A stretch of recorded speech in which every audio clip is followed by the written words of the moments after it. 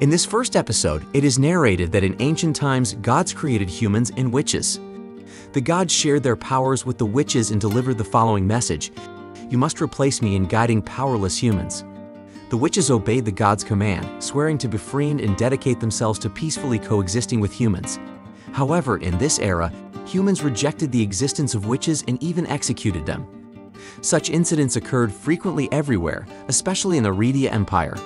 Meanwhile, we are introduced to a woman and a child heading towards the empire's border in a desert region. The child is named Adonis, a student of a witch accompanying him, Chloe Morgan, the Ice Witch. Chloe is busy reading a map to find the right path while Adonis has been complaining about the heat, asking Chloe to cool him down with magic. While Chloe remains focused on the map, suddenly Adonis' smartphone reveals their current location via GPS. Chloe scolds him for using such a strange device, fearing they might be tracked. However, Adonis informs her that he made the smartphone himself, so it cannot be traced. Adonis mocks Chloe for using outdated map-reading methods. After scolding Adonis out of frustration, Chloe instructs him to hurry up and walk. At that moment, Adonis still can't accept why they have to flee like this. Chloe explains once again that the human perception of witches has changed. In fact, Chloe refers to herself as a ninja because she always hides from humans. They continue their journey. Chloe plans to find a country that is more accepting of witches. If possible, she wants Adonis to attend school as well. Adonis feels it's unnecessary because he wants to remain Chloe's student. During their journey, Chloe always appears cheerful as if there were no problems. In contrast, Adonis despises this country. Suddenly, they sense something approaching. It seems there are some Imperial troops who have detected their presence. Adonis wants to confront them, but Chloe immediately stops him. She says Adonis' magic is not yet mature.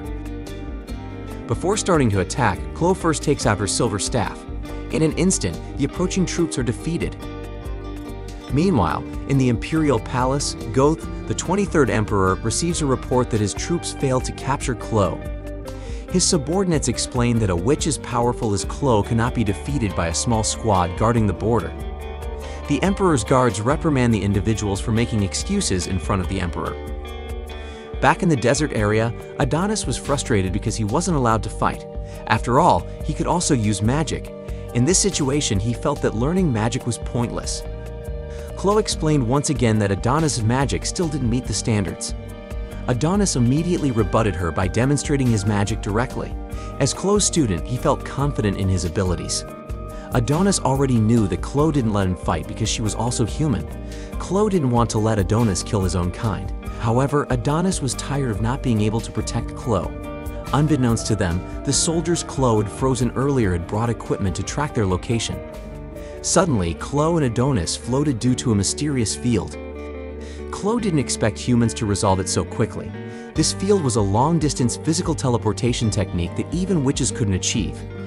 It appeared that humans were using satellites in outer space as servers. Both of them would be teleported to the central plaza of the capital. Meanwhile, in the plaza, the Emperor wanted to address something.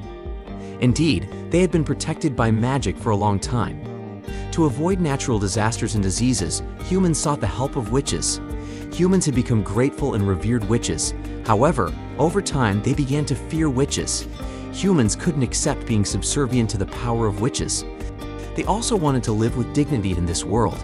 The Emperor stated that all of these could be achieved with the technology developed by the Empire. Various flying aircraft in the sky, city buildings made of unyielding steel against storms, automated trains for intercity travel, and the majority of the population owning smartphones.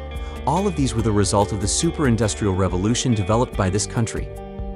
The Emperor was confident that humans could change the world with their own power without relying on supernatural things like magic. The Emperor declared that it was time to eradicate the witches. Humans would show that they were the rulers of this earth. After that, the teleportation field from earlier appeared before the Emperor and the citizens. Chloe and Adonis, who were unaware of the situation, were confused.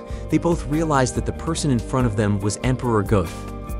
Adonis immediately tried to divert attention so that Chloe could escape. However, he was immediately restrained by the Emperor's guards. Chloe became furious when she saw Adonis being treated this way. She threatened to freeze all the people here if the Emperor didn't release Adonis. Emperor Goth just smiled and didn't respond. Chloe had prepared her powerful magic, Absolute Zero. In reality, Chloe didn't want to fight against humans. If they were annihilated, Adonis would lose his way back. Just as Chloe was about to unleash her magic, for some reason, her magic disappeared. It turned out that the Emperor had prepared a photon magic inhibitor device located underground. Adonis, who was being restrained, was also puzzled because his magic couldn't activate. Emperor Goth forcibly tore Chloe's clothes while she was helpless. He then slapped her as if Chloe were just an ordinary woman. The citizens also laughed at Chloe, who was in this state. Adonis, of course, became very angry even though he couldn't do anything right now. Emperor Goth couldn't stand Adonis' noise. He ordered his guards to kill Adonis. Chloe immediately prostrated herself before Emperor Goth. She was willing to offer herself in exchange for Adonis' safety. Chloe also lied, claiming that Adonis was just a human she had abducted and raised as a slave. She begged the Emperor to forgive her fellow human. Emperor Goth approached and pointed a pistol at Chloe's head. Chloe was prepared for her fate. Before that, she wanted to thank Adonis for everything. However, it was Adonis who felt he should be thankful. When he was a child, Adonis, an orphan, was found and cared for by Chloe. Before he could finish his sentence, Emperor Goth shot Chloe in the head. This shot was followed by more shots by the Emperor's guards. Finally, Chloe's head was severed and shown to the watching crowd. In the past, the gods had said that one day humans would fear witches. However, the gods still advised witches to befriend humans and bring peace to them.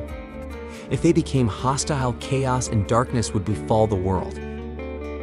Now, 10 years had passed since that event.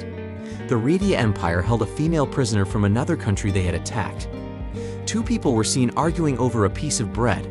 Then, a pink-haired girl offered her bread to them. The girl's name was Doroka. Her friend, Anna, naturally worried about Doroka. After that, Anna contemplated their current fate. No matter how advanced technology was due to the super-industrial revolution, humans still fought each other. In the end, the war never ceased. People used to say that humans would live happily if witches were eradicated, but the reality wasn't as beautiful as that. Doroka tried to comfort Anna with her toy dolls. She pretended to play as a knight and a princess. Just when Anna's mood had brightened, the guards suddenly called for prisoner number 218. The prisoners were very frightened because those who were called never returned. This was the fourth time the summons had been made.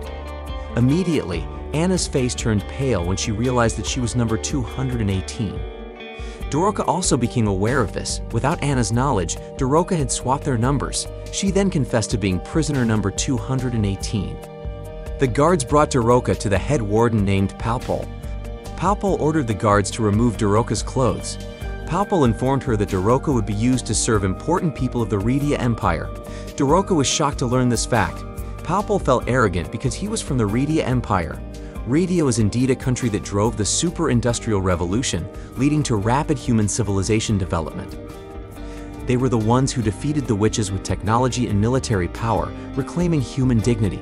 Because of this, Palpol looked down on Doroka, who was just a prisoner from another country. Suddenly, Palpol tried to force a selfie with Doroka. In that moment, Doroka seized the opportunity and bit Palpol's finger.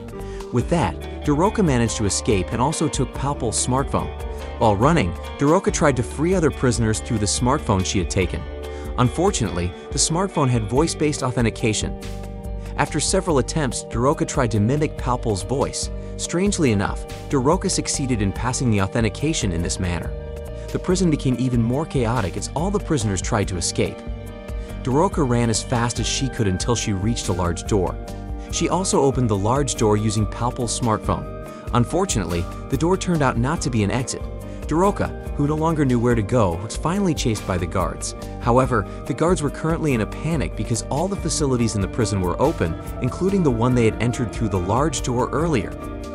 In the middle of the room, there was a large iron cage that seemed to have high security classification. When the cage opened, a man was revealed, his entire body wrapped in bandages and bound with chains. The man immediately removed all his restraints. For some reason, he also appeared filled with great anger.